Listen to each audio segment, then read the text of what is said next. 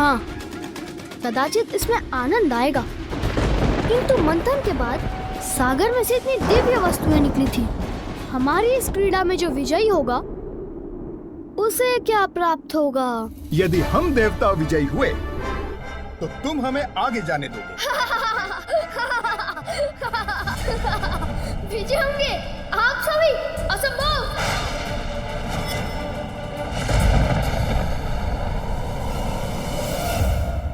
नागराज वासुकी, मान लीजिए मेरा प्रस्ताव। इस क्रीड़ा में यह अवश्य पराजित होगा।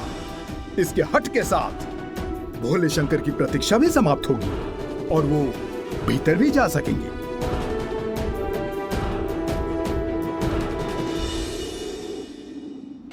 ठीक है।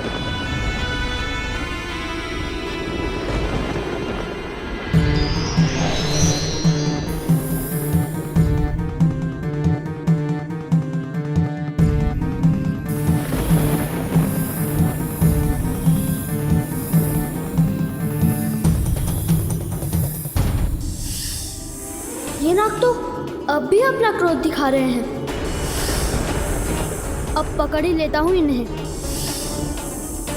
मैं तो आपको मुख की ओर से पकड़ूंगा और आप सभी इन्हें पूंछ की ओर से पकड़कर खींच लीजिए। ये इस बालक का भोलापन है या अहंकार जनित अति आत्मविश्वास?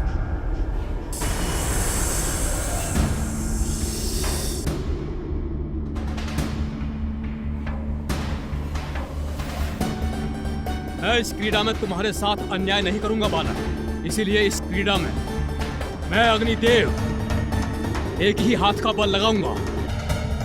क्षण भर में समाप्त होगी यह क्रीड़ा। अग्निदेव के समक्ष पल भर भी नहीं टिक सकोगे तुम। प्रारंभ करें बालक? अवश्य।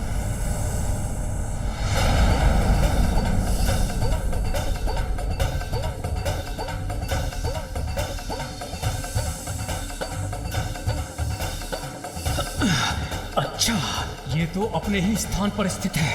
मुझे और बल लगाना होगा। मेरा सामना नहीं कर सकेंगे ये। अरे, आपने प्रारंभ कर दिया? मुझे तो ज्ञात ही नहीं हुआ। मैं भी बल का प्रयोग करता हूँ।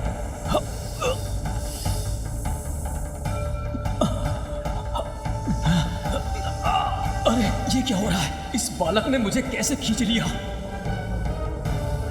आप स्थित रहिए अग्निदेव, मैं आपकी सहायता करता हूं।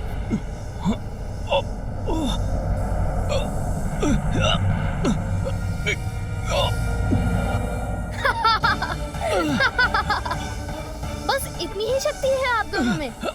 अग्निदेव किसी को भी अपने ताप से भस्म कर सकते हैं और वायुदेव जो बवंडर उत्पन्न कर देते हैं। बालक, अब हम इस क्रीड़ा को समाप्त कर देंगे।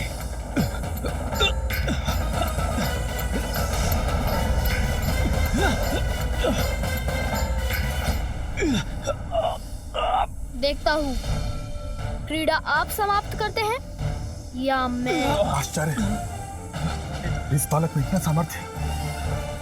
अग्निदेव और मेरी वायुदेव की सम्मिलित शक्ति का सामना कर रहा है, खींच रहा है हमें। अग्निदेव, अपने पांव जमाइए। वायुदेव, आप इतने भारी हैं क्या? बल लगाइए, अपनी शक्तियों का प्रयोग कीजिए। चलिए। आप हमें आदेश मत दीजिए सूर्यदेव। आप स्वयं संभाल कर दिखाइए इसे। ये तो एक दूसरे से ही उलझ रहे हैं। यही उचित अवसर है।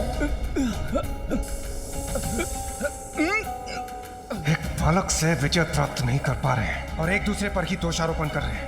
ऐसे तो ये बालक विजयी हो जाएगा।